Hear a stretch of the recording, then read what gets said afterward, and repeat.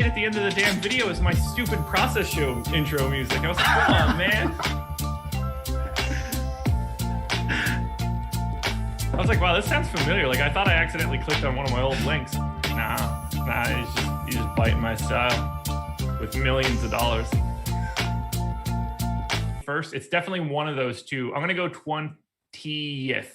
21st. I was close. I had no idea what today was, guys. It's the weekend. I give up trying to learn anything. Anyway, I'm Josh Engleman. I'm joined by RynPak, and we're here to break down a 6-game slate. No house advantage style. They are the presenting sponsor of this show. But we will start here. Ryan, how are you?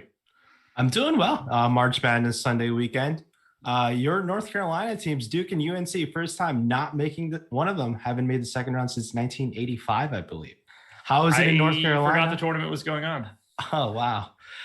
Are you a Dukey or a UNC guy? I would say that I am a lapsed Duke fan. It was a very aggressive piece of my life in the past that would cause me to not want to go outside if Carolina would beat Duke. And then I moved to North Carolina, which you would think would be like the explosion of my fandom. Now I don't watch college basketball at all. Oh my God. Wow. It's quite the turnaround, obviously. It was some big upsets in the tournament, but excited to talk some NBA, 6-game slate and the return of Blake Griffin to the NBA. Yeah. I wish that we didn't I don't want to say it like this. I'm very happy that we have a show immediately after us. That's awesome. College basketball live before lock coming up at 11 o'clock. In a way, I wish that show just happened to be like a half hour later and we could plow through what is like sort of a decent 4-game early slate. It's a really interesting Sunday, but we're going to give you the best we have to offer for a 6-gamer. I'm pretty happy about 3 games starting at 7, an 8 o'clock game, and then we got a dueling late night hammer, which should be pretty fun. I think we could just dive into it all now. We got about 100 people in here. Hit that thumbs up, helps us out a ton. Subscribe to the channel, hit the notification bell, all that good stuff. You guys know the drill at this point. If you're here on a Sunday at 10 o'clock in the morning, I'm going to go out on a limb and assume that you've watched our shows before. You know what I'm going to tell you. So just hit the like button. You know it helps us out.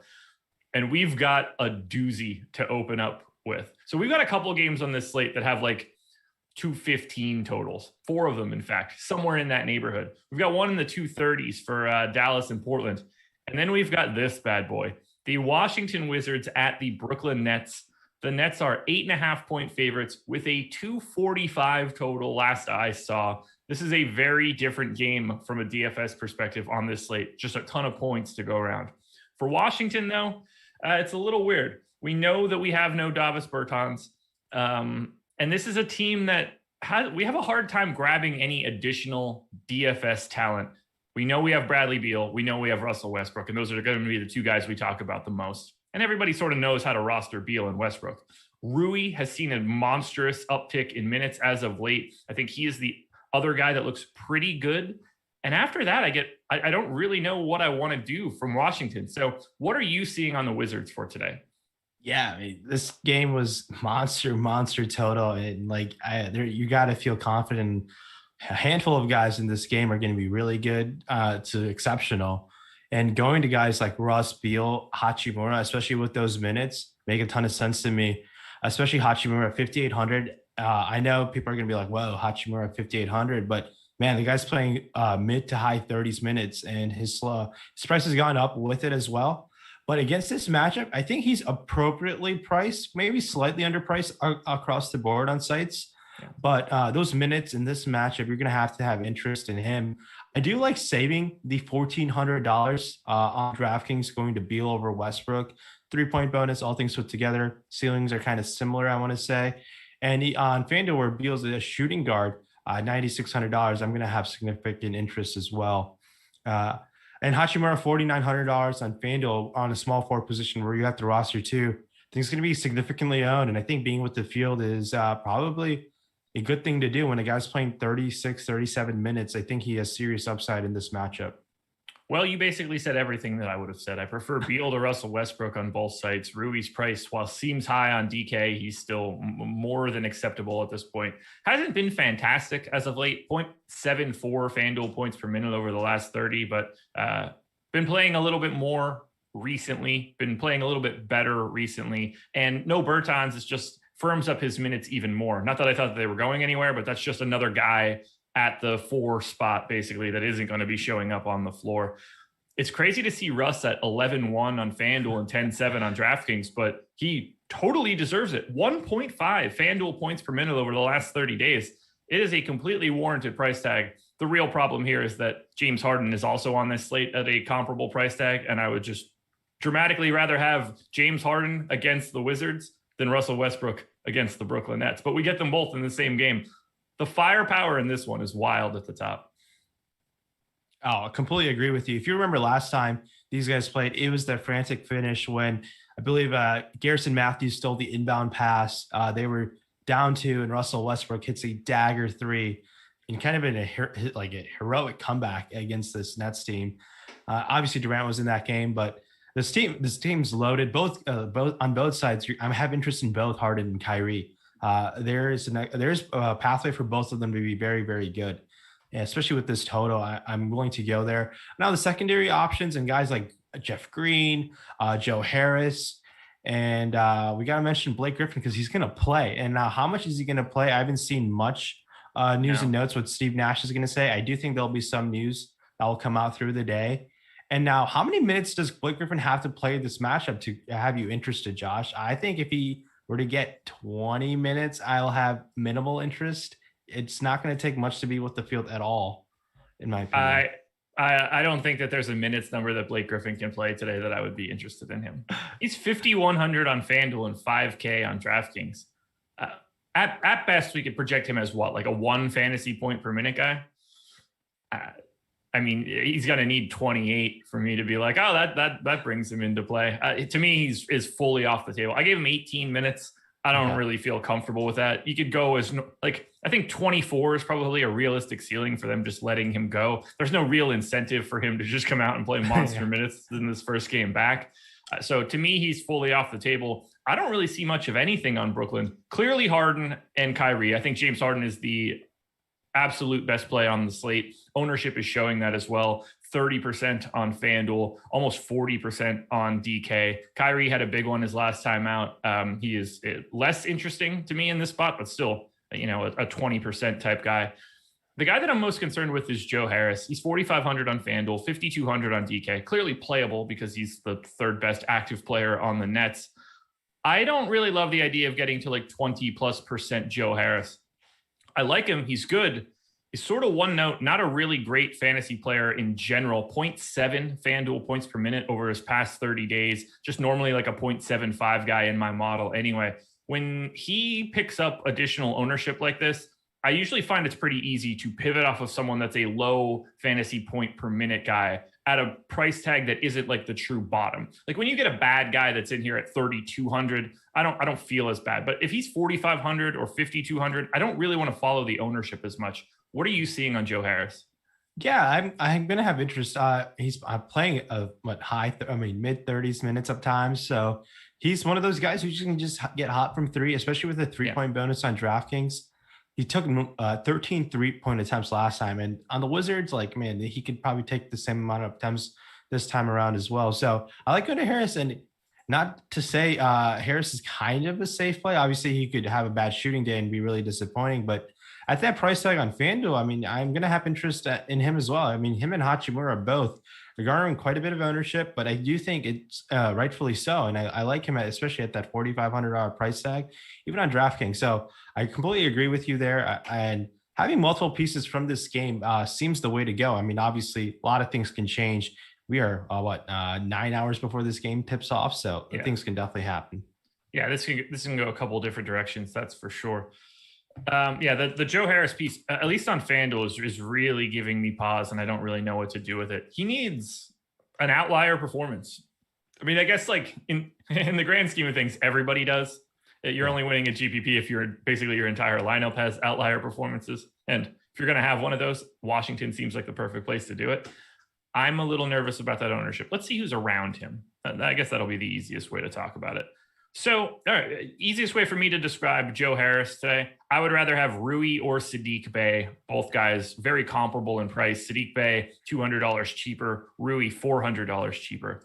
I guess that's a really easy way to do it. Do you prefer Joe Harris or Rui today? It's tough to go away from Rui and playing 38 minutes, barring any foul trouble. I just feel more confident with a guy who can find a way to like getting his way there with other stats. Harris mainly scoring dependent, in my opinion. Hachimura has shown an uptick in rebound rate since Scott Brooks had those comments about him. So I like going to Hachimura over Harris. Okay. Is there anybody else in this game that we need to touch on that you think we've missed so far? I don't really see anything. Yeah.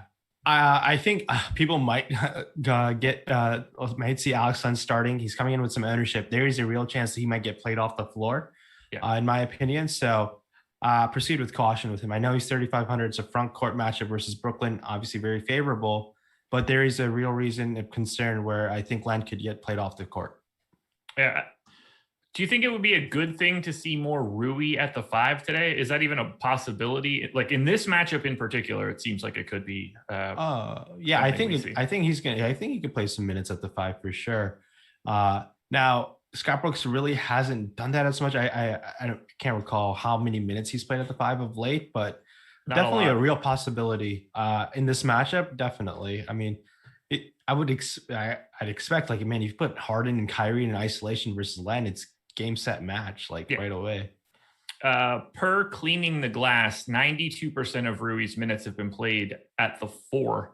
8% of his minutes have been played at the 5. So about 200. Nope, that's really just absolute garbage math. Like 80 minutes out of the 1,000 that he's played have been at the 5. It's early, man. It's Sunday. I can't be doing math. That's why I use Excel so much, so that I don't have to do math. It does it all for you. Exactly. All right. Favorite play from this game? Favorite play from this game, Bradley Beal on DraftKings. I like quite a bit. And over there on FanDuel, I like taking my chances with Hachimura, 4,900. Yeah. I like it. Harden, based on my sims, the guy that came out tops on both FanDuel and DraftKings, but you're not going to find me having a bad word to say about Bradley Beal or Rui on a day like today.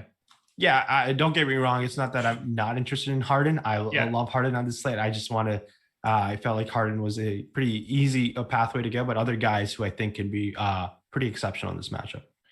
Next game up, Toronto Raptors at the Cleveland Cavaliers. Cavs are 7.5-point dogs, 218 total. And not much to say here about Toronto. Everybody's just sort of back, and in true Toronto fashion, these guys came back from quarantining and whatever else that they had to do, and just immediately went into playing monstrous minutes once again. So it doesn't seem like we're slowing down there, which generally means that Toronto will be incredibly uninteresting. And that's sort of where we land right now. Everybody kind of looks the same relative to salary. OG Anunoby is picking up a little bit of love on FanDuel and on DraftKings. He's in like the high teens in ownership. Everybody else is below that. Most of these guys outside of Fred VanVleet are under 10% owned. I will happily play some of all of these starting guys for Toronto. Lowry, Anunoby, VanVleet, Siakam, Powell, maybe even a little bit of Chris Boucher, although those minutes finally went back down. But I don't really see anybody that I can just be like, that's the guy I need to have today. How do you manage Toronto now that everybody's back? That's a great question, just because the thing that always is great about Toronto is Nick Nurse doesn't give a damn about minutes. He's just going to roll these guys out nonstop. And when you're playing mid 35 minutes, there's a pathway for multiple guys to be good. Now, the problem in Toronto is that they have these like efficient players where they're not really ball dominant at times outside. I mean, Lowry, VanVleet, Siakam, they all have pathways to being really good. I like taking my chances with a $7,200 Siakam just because he's like the cheapest of the bunch, like of the three studs they have, the three-headed monster. But Siakam, 7,900 on power forward eligibility on FanDuel. I think it's going to be pretty low owned and has some upside in him to be very solid. So I like going to taking my chances on Siakam. I do think he was disappointing to start off the year. Obviously came off a 50-point game against Utah, but I like going to Siakam in this matchup. And I think that's one way to go. And it's with the Toronto guys. I mean, Norman Powell, for me, I'm way off of him at 7,100, 7,900, I believe, on FanDuel. That's way too high, as his price will have to get some time to get readjusted with everyone being back. But sprinkling these guys in, I can't blame you because they play so many minutes and they're going to find a way to be good. But I think going to a low-owned guy like Siakam, I do think can pay off in fine fashion. So I don't I don't want this to sound like I'm advocating for Norm Powell, but if he really is 3% owned on DraftKings today, I actually think there's a little bit of utility there. I don't think the minutes are really going anywhere. And I think whoever pops for Toronto is sort of random, whether it's that Lowry day, the Van Vliet day, the Powell day. I just think he's not going anywhere. I don't think he's rolling back to like 26 minutes or something. I think that he's just in for the long haul now. And if he goes unowned, I'm willing to take that shot on a 6-game slate. But we're talking about a guy that's 3% owned that I think should be like 10% owned. So not any sort of large fee or not any sort of like large stand on someone like Powell, but very much a sort of pay up to be contrarian type option with Powell today. Yeah, I mean, the $700 price tag in DraftKings. Yeah, I think the minutes are kind of nice, and if he's going to play 26 minutes, and there's a chance he might get some blowout run if this game were to blow out potentially against Cleveland. I can't fault you for going that way, but it won't take much to get over the field for a guy like Powell. No, yeah, exactly. Yeah. That he wouldn't show up in like my top 10 or anything like that. That much I could tell you guys.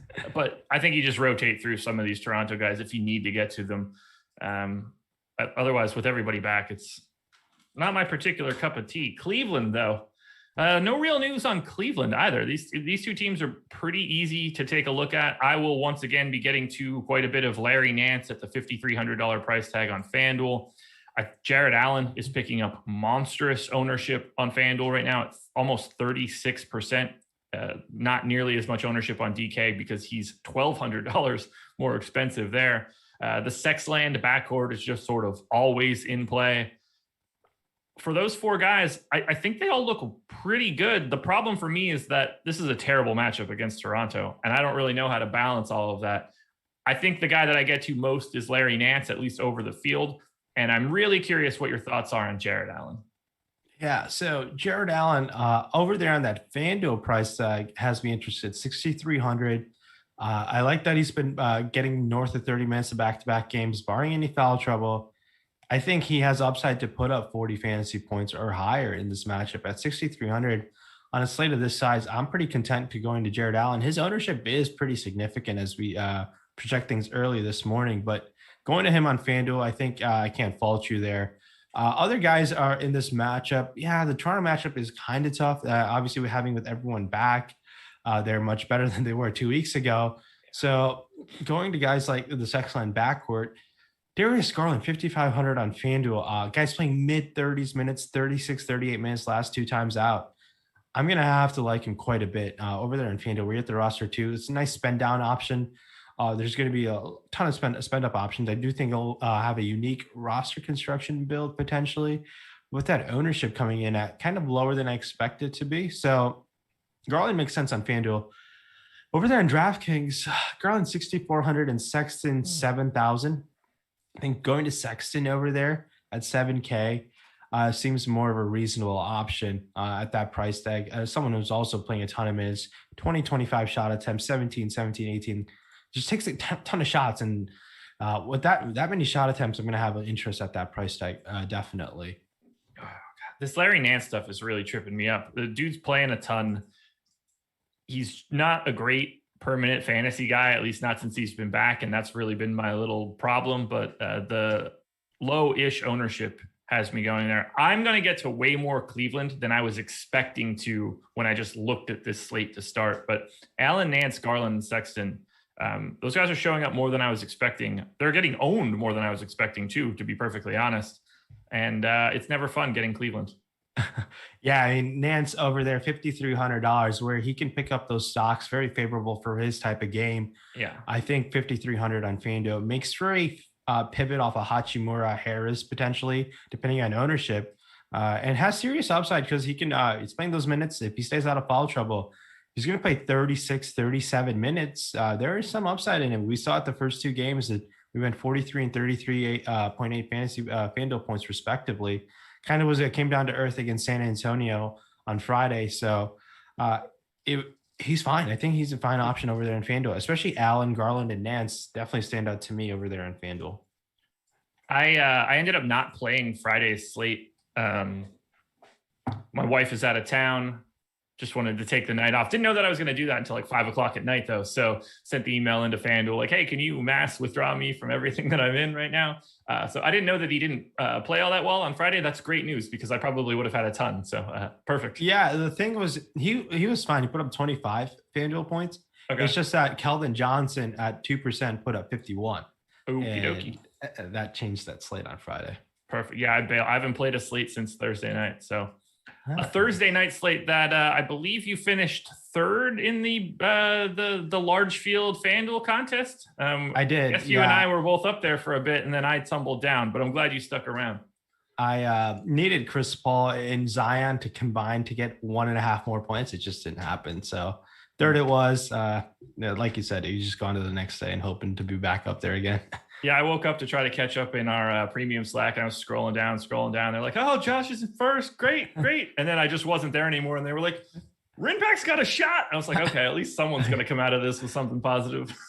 Yeah, it was a ton of Awesemo avatars across the board on FanDuel that day, like the top 30 alone. Yeah, we really cornered the market, which is really exciting to see. Any final thoughts on this game? Favorite play coming out of Toronto and Cleveland? Probably Jared Allen over there on FanDuel. Garland is a close second, and followed by Nance. So I just mentioned that. Over there in DraftKings.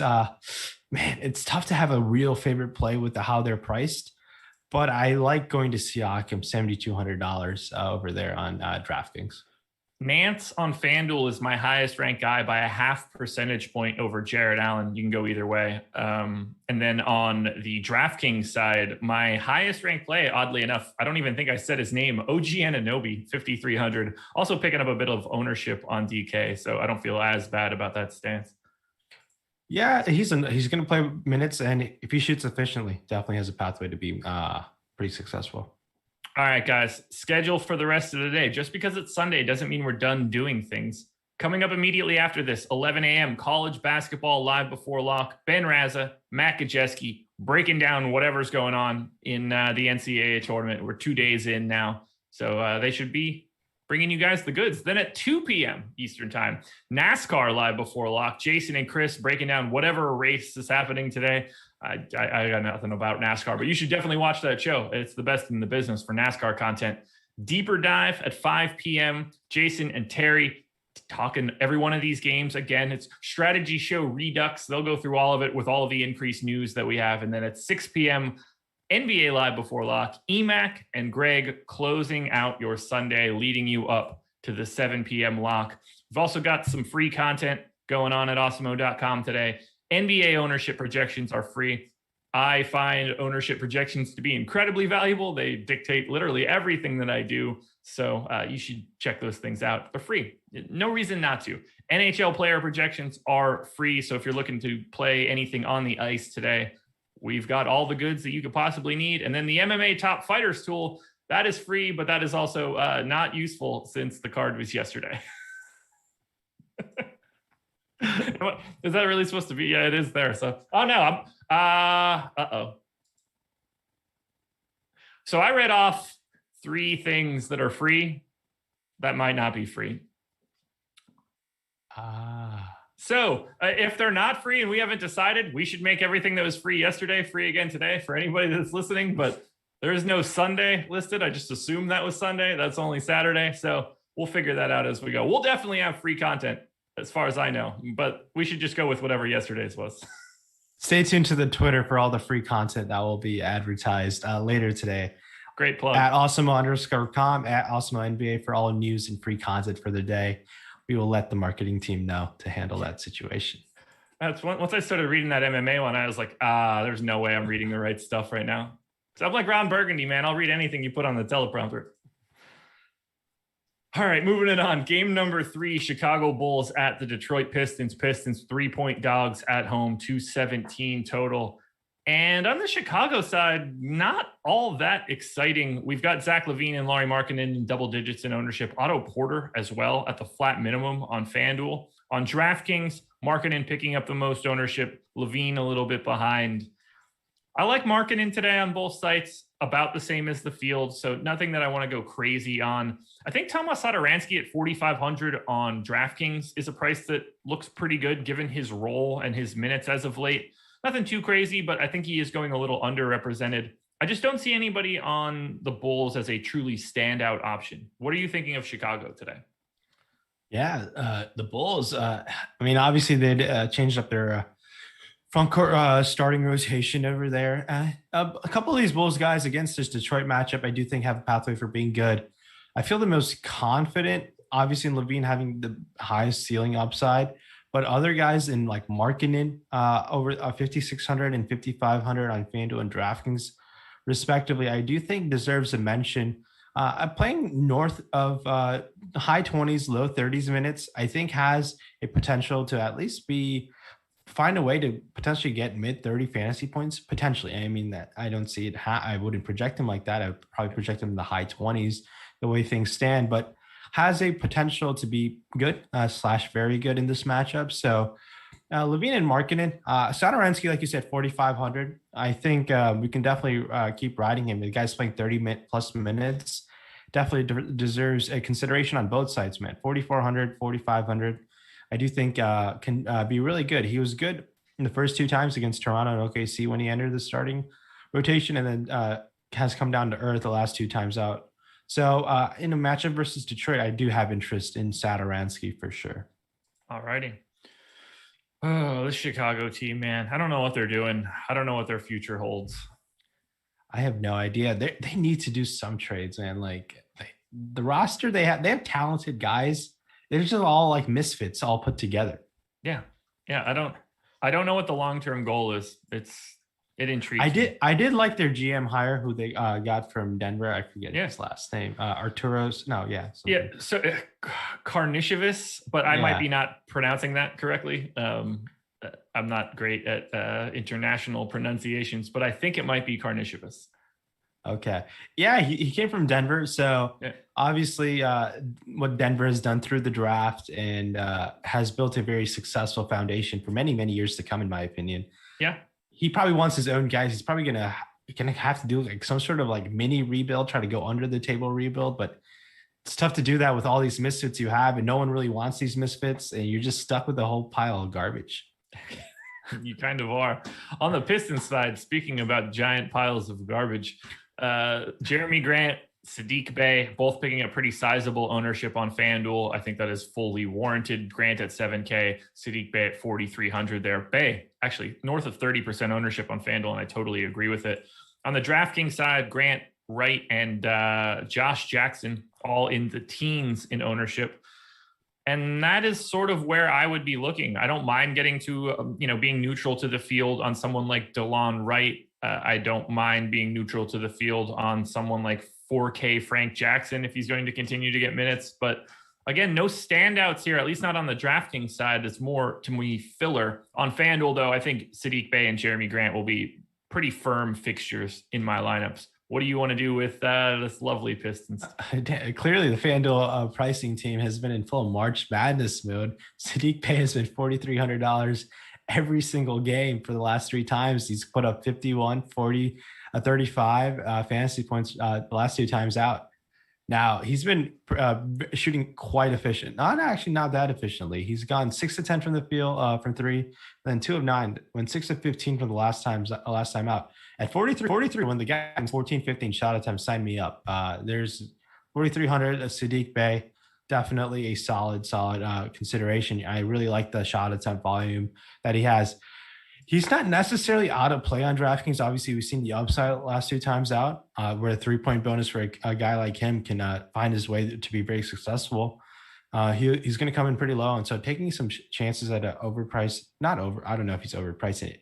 Maybe this is the real Saddiq Bey now all of a sudden. So I think he's okay. Not really that exciting. I think DeLon Wright makes a ton of sense. 5,900 if you want to take your chances there on DraftKings. And Josh Jackson, a guy who has a pure tournament upside who could get going off the bench. He likes to take a ton of shots and ride with him. That's 24, 28 minutes, takes 12 shots off the bench. You can definitely strike an upside with him, especially 4,800 on FanDuel where you have to roster two. I do want to talk about this Pistons front court rotation. Mason Plumlee, they kind of are going into the full Isaiah Stewart experience right now. Played 25 minutes, 23 minutes last two times out, $4,100 on FanDuel. He is priced at $4,400 on center. Not completely out of play. If he's going to play 25 minutes and in this matchup, I'll definitely have interest. We saw what Moses Brown did to this front court. And I want to say Isaiah Stewart is a much more talented player than Moses Brown. So I think taking your chances with Isaiah Stewart definitely can't fault you there. And Mason Plumlee is going to come in pretty low on in terms of box score watching. And if for some reason Dwayne Casey wants to roll out 30 plus minutes of Plumlee, you could sprinkle them in. I wouldn't play them both in any lineups. Maybe on FanDuel. It cringes me to say that, but because Stewart's pretty cheap, $4,100. So just keep in mind with that Pistons front court rotation, they are definitely in full Cade Cunningham mode. Yeah, they are. Yeah, the Isaiah Stewart thing is very interesting. Plumlee's got 2 more years left on this deal, about $9 million per, 8.5 per. Be interesting to see if they try to offload him and just give the keys to Isaiah Stewart. It seems like that would be a much, what are you trying to do with Mason Plumlee for the next 2 years? So I would try to turn the keys to the castle over to Stewart if I could, but I don't know where they would be trying to offload Mason Plumlee at this point. Yeah, and I have no idea who would want Plumlee too. And we forgot to talk about Jeremy Grant, who has a huge ceiling in this matchup. Super draft multiplier of 145. Definitely could be one of the highest scoring players on the slate just because of this matchup and all things put together. So definitely deserves strong interest. This game's going to be kind of weirdly interesting with all things put together. We see what the final ownership comes in when contest lock. Let's see. Are there any good trades on NBA or on TradeNBA.com that has Plumlee in it? Okay, this one's not real. I was like, oh, this one got rated really high. Yeah, they traded LeBron to the Pistons for like everything that was on the Lakers. So I don't get the sense that that one's going to be as legitimate. Speaking of LeBron, obviously high ankle inversion sprain. If you saw the highlight, one of those on one of those rare versions of an ankle sprain. How in trouble would this Lakers team be without Anthony Davis and LeBron James potentially for the next few weeks? I mean, they're going to be terrible, right? They're going to be so bad.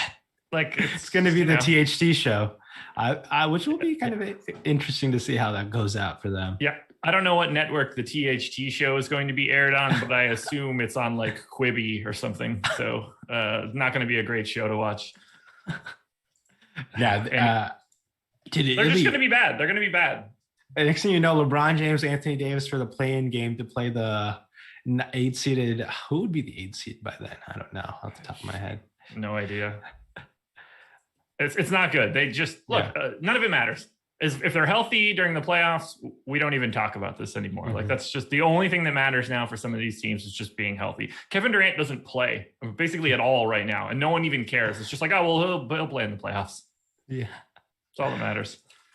Speaking of guys that aren't playing right now, the Philadelphia 76ers at the New York Knicks. Philly is a 1-point favorite in New York, and we do need to touch on all sorts of potential news. So I'm just going to read off everything for this game.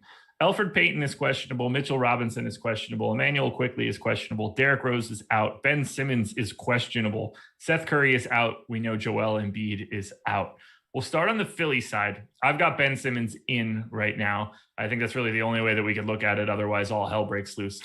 He's picking up about 20% ownership on FanDuel. Tobias Harris is picking up about 20% ownership on FanDuel. Both of those numbers feel a little high. $3,700 Tony Bradley, on the other hand, only projected for 4% ownership. Maybe that's a value spot. We've got Danny Green and Dwight Howard picking up ownership. I don't know what to make of this Philly team right now. Do you see any standout options against the Knicks? What is generally the worst team to play against in fantasy? Yeah, so this Philly team was the kind of the core of the slate yesterday, just because we got Simmons ruled out about 30 minutes before a lock after he was ruled probable. Kind of turned the slate on its head, and where we had to go to guys like Milton, and we saw guys like Danny Green and Matisse Thybulle really pay off their salary. Thybulle went for 26 fantasy points, and I believe Danny Green had a pretty solid game, if I'm not mistaken. So if Simmons were to be out, I love going back to Shake Milton. I think he could pay off that salary. pretty easily and potentially in this matchup. Now, if Simmons were to play, I'd definitely have some interest. So obviously, they're probably being precautionary with the left knee soreness. I wonder if it's the same knee that he had surgery on at the bubble. So they're probably being cautious with Simmons. And obviously, they pretty much waxed the Kings last night without Simmons. If Simmons were to play, I'll definitely have interest in him. Targeting Tony Bradley, he played 24 minutes yesterday. In 24 minutes of Tony Bradley, he has an upside. Definitely could go there. Julius Randle, 10K. I'm meh with him. Now, if all of those guys are out, Peyton, quickly, if all of those guys are out, going to Burks again, I know his price tag is elevated. $4,900 on FanDuel is definitely, I think he's kind of in play already with the injury situation that's happening over there. I really like Alfred Payton if he's in 5K. I know it's a right hamstring, lower body injury, potential minutes limit. So last time he came back from a lower body injury, Tibbs was like, I don't care about it. I'm going to play you 34 minutes. So if that's going to happen again, that can definitely work out in your favor. A bunch of news in the slate on this game. Definitely, if you have roster flexibility, definitely can pay off in quite a bit. I don't have much interest in Danny Green. Even if Simmons plays or not, I'm just off of that performance. He went 7 of 13 from the field, picked up 3 steals. One of those high, super efficient Danny Green games that you should just back off. Yeah, so I have Mitchell Robinson, Quickly, and Peyton in right now. I don't really know what to make of that, other than it makes the Knicks look not all that great to me. I'll play Julius Randle no matter what. It's not a great spot. It's not a great price tag, but I will be just playing him from a raw points perspective on a 6-gamer. Similar story for RJ Barrett if his minutes are just going to be there, 5,900 on FanDuel. It's really difficult to even talk about this game right now, given the amount of news. So this is the perfect selling point for watching the deeper dive later today, watching live before lock later today. We just need more news. There's too many guys that are fluctuating that change the entire scope of this slate if they are ruled in or out. So best I could say right now, I have everybody in.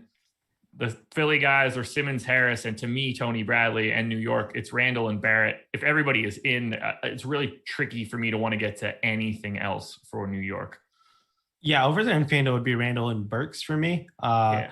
But now that's obviously this is like a asterisk on everything that I've said, because everything can just change just with even one guy just being ruled out. Here's a question for you. So let's say Mitchell Robinson is coming back and playing like normal center Mitchell Robinson run.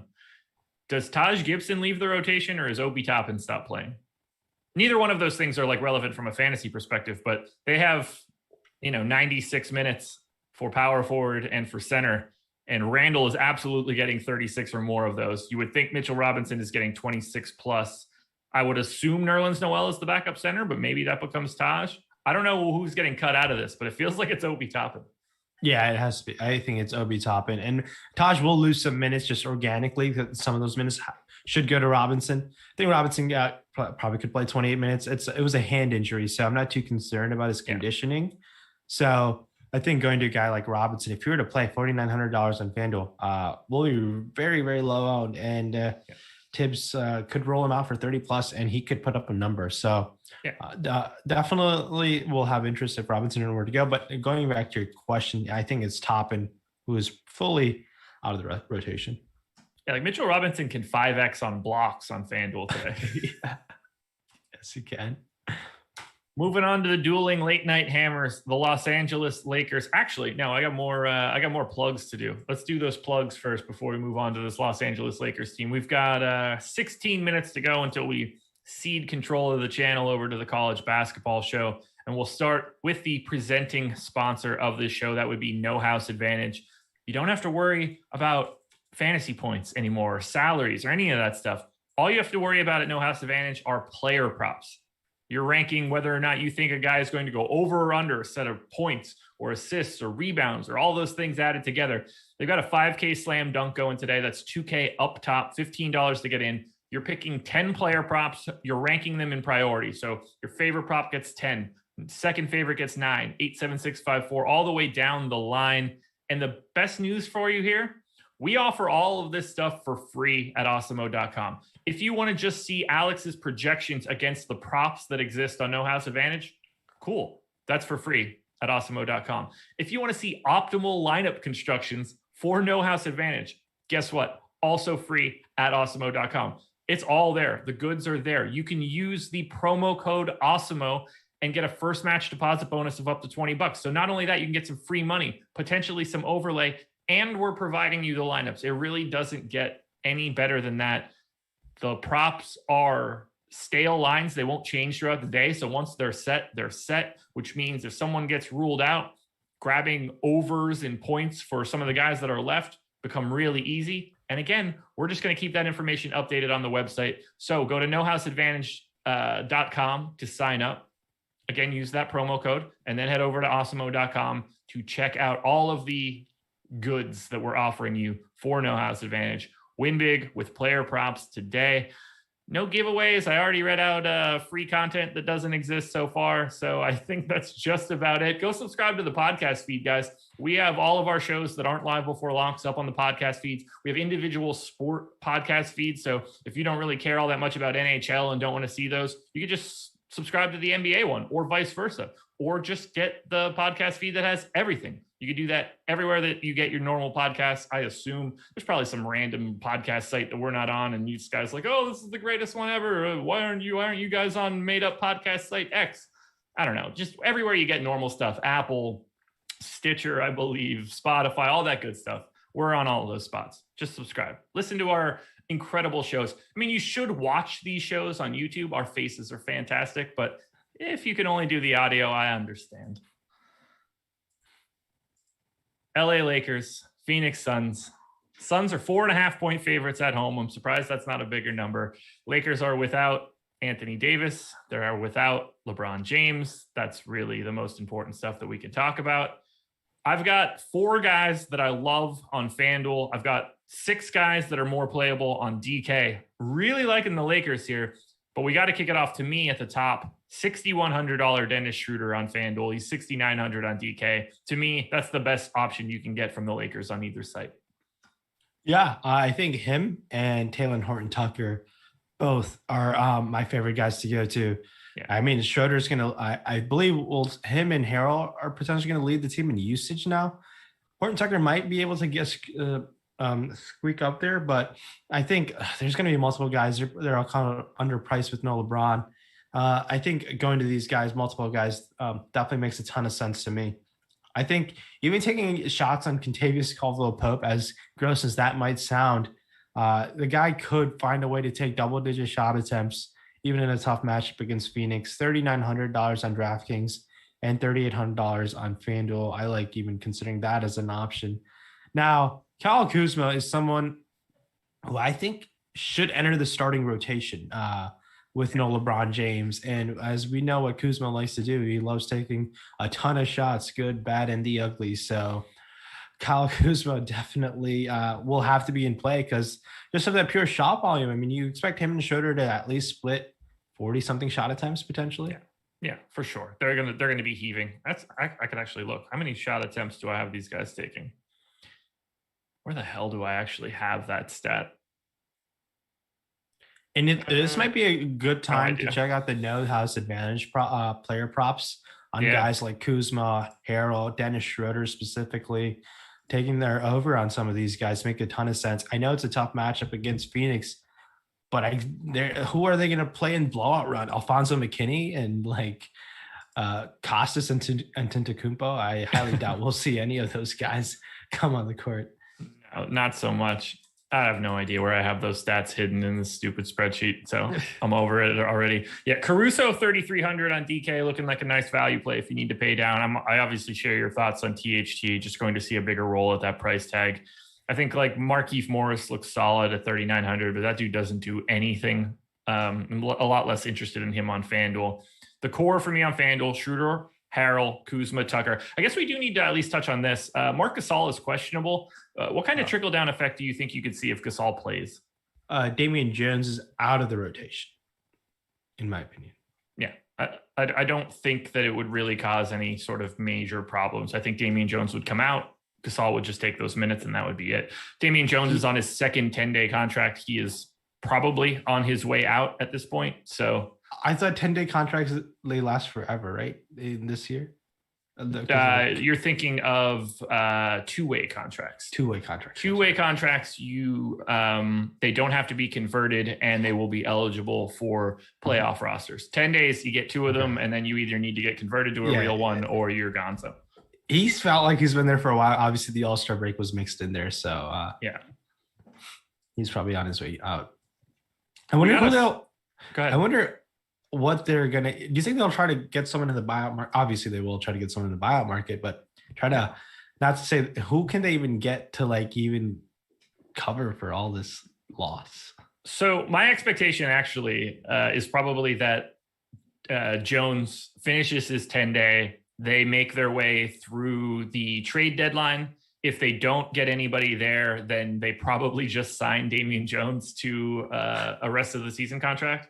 They would, it's all going to depend on prices and buyouts. Like if the Cavs buy out Andre Drummond, it wouldn't shock me at all for the Lakers to try to sign Andre Drummond. They have no real capability to trade for anything at this point because of their hard cap issues. So my expectation would be that they probably just bring Damian Jones back, or someone gets bought out and they get saved by the bell there, which Andre Drummond would be like the best option. I don't know if I were Andre Drummond, I wouldn't even want to go to the Lakers. I think that there could be potentially better options, but it's certainly alluring to play with LeBron James.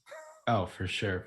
No, that's going to be interesting what this Lakers team is going to even try to do. Or do they just play like, okay, we'll be back next year type of thing? Yeah, like Michael Roundtree just said Boogie. Boogie wouldn't play a single minute for the Lakers in the playoffs, so that would be a useful signing. Boogie has been available for like 4 weeks now, and no one has even bothered to even get him. What's really crazy to me is that he stopped playing for Houston, a team that like still needed him. They guaranteed the rest of his contract. I have no idea why they cut him when they did. I don't know what Houston is doing. Man, I mean, they're going to have to ship Oladipo. And now the way they're handling the organization, it wouldn't shock me. Yeah, we'll just keep Oladipo. He's going to walk. We'll be like, okay. Yeah, but mind blowing. Great piece of business on the PJ Tucker trade, though. I enjoyed what they did there. We haven't touched on Phoenix yet, mostly because I don't really know what to say about Phoenix. We might have Cam Johnson back today. We shall see. Torrey Craig still out. He is now a new Phoenix Sun. These guys are just flat. So Bridges, Crowder, Ayton, Paul, Booker on DraftKings come up in my optimal lineups between 7 and 11%. They are just all jammed together relative to salary. Pretty similar story on FanDuel, except for I like Ayton a little bit less. I like Paul and Booker a little bit more, but I don't really like getting to Phoenix all that often. They're just not a fun team to roster in DFS unless people are out. Yeah, and the thing with this Phoenix team, they're multiple guys against this very depleted Lakers team now could find a way to get there. And I like taking my chances on a Booker or an Ayton, just because Ayton over there at FanDuel, $6,000. I know has been very, very disappointing the last couple of times out. Sarge has been playing great. There's a way for Ayton to get there if we were to play 29 minutes. An old man Marcus Gasol defense, Montrezl Harrell defense. I think Ayton could potentially put up a massive performance, but that really depends on if Monty Williams is going to give him all the minutes run. That is a huge asterisk of late. So I like taking chances on a low on DeAndre Ayton, but I think that's really about it. Maybe you have interest in Sarge and Mikal Bridges as some cheaper value option, cheaper salary options on both sites, but I don't have much confidence really in this Suns team, like you said. Yeah, they're not a great DFS team. They're just a good real basketball team. So this line was 4.5 when I started the day. It's 10 now, which makes sense to me. 4.5, I didn't understand. I thought that we were going to be waiting on some news that came out that said like Devin Booker or Chris Paul weren't going to play today. The line is just 10. It has been fully refreshed now. So looks a little bit different on paper. How did it even open at 4.5 with LeBron's injury? I don't think that there were any lines other than lines at, let's just say, less than reputable books. Okay. So when I prep this stuff in the morning, there's just not a lot out there. So that 4.5 line is utter nonsense. Let's see, like where. Let me look just to make sure that I am like not talking out of my bum here. As you say that, I think targeting guys at like a 1.5 multiplier and a 1.4 multiplier, Schroeder and Harrell make a lot of sense. And Taylor Horton Tucker, a 1.8 multiplier on Super Draft, also should be in your considerations tonight.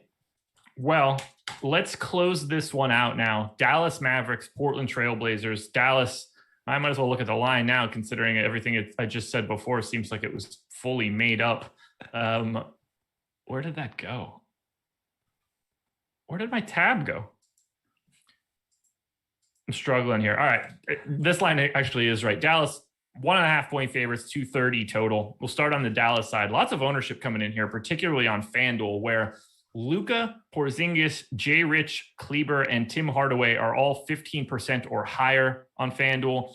I'm a little bit more apprehensive on Tim Hardaway, but love getting to Luka. Second favorite pay-up option behind Harden. I think Porzingis for 7,700 on both sites is very appealing. Jay Rich, 5,200 and 5,100. A guy that I will get to begrudgingly. I don't love it, but I like the price. I'll play Maxey. He's terrible from a DFS perspective, but at 3,800 and well, I won't play him on DraftKings at 5K because that price is ludicrous, but 3,800 on FanDuel is more than okay. Talk to me a little bit about this Dallas team against Portland. It's a fun DFS spot.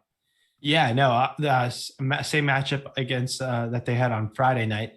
And where we saw Kleber put up 30 fantasy points at that price tag, 34 minutes of Kleber, 3,800. Yeah, I think there's not going to be many cheaper options than him to go to at the power forward spot on FanDuel. Where you have the roster too, definitely someone who should have some ownership. Tim Hardaway Jr. shot lights out. I believe he hit 7 3-pointers, 7-11 from the field. Now, if you want to bet against that, a hyper efficient performance again this time around, sure, but that price tag definitely sticks out to me. As there's no Dorian Finney-Smith, the guy's playing 37, 40 minutes. I know 4,200 price tag is pretty cheap, so I'll have interest in Tim Hardaway Jr. Definitely. And Porzingis slowly coming back into form, I want to say, in terms of just playing minutes, in 34 and 34 minutes the last 2 times out, has an upside against this Portland matchup. Definitely have interest in all 3 of those guys. And then obviously Luka's Luka, not much to really expand on there. He came off a monster performance of 61 fantasy points, took 27 shot attempts. He is just rolling. And against this Portland matchup, definitely sign me up. A lot of interest over there on 11K on DraftKings as well. Porzingis, $7,700. Definitely like him. And Hardaway Jr. is too expensive for my liking at 5,700 over in DraftKings. I like taking my chances at Richardson over him at $5,100 for Dallas over there. Kleber really not someone I would consider on Dallas. 5K and 5.7 Hardaway Jr. Kleber, just not really my interest. I have interest on Richardson, Luka, Porzingis over there on DraftKings.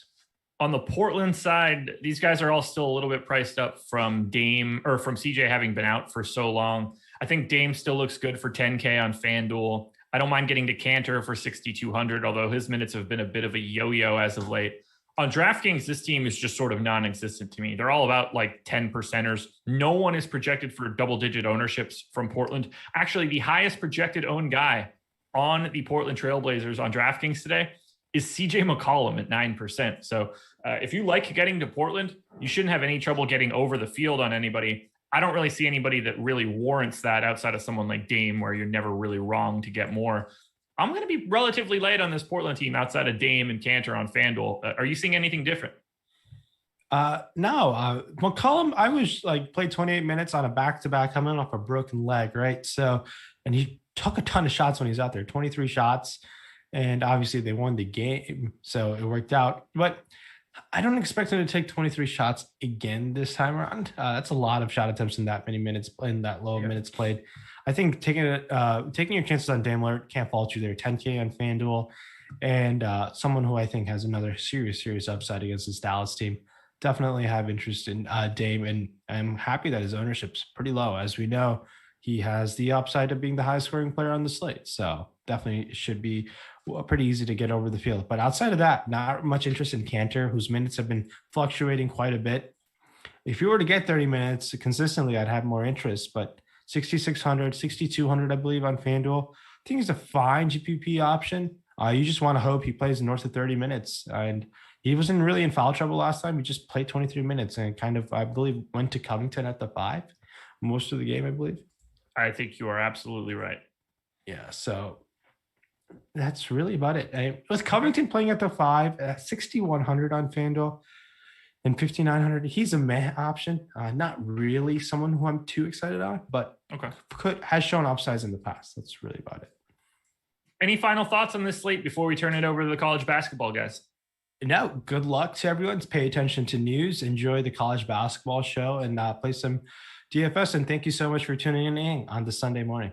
There we go, guys. Thank you for joining us. Hit the like button on your way out the door. Now head on over to the College Basketball Live Before Lock link. Go watch Matt and Ben break it all down. Good luck today, everybody. Enjoy your Sunday. Watch everything we've got. I'll see you guys again tomorrow morning. So will RynPak, I guess, on the Slate Starter podcast. Have fun.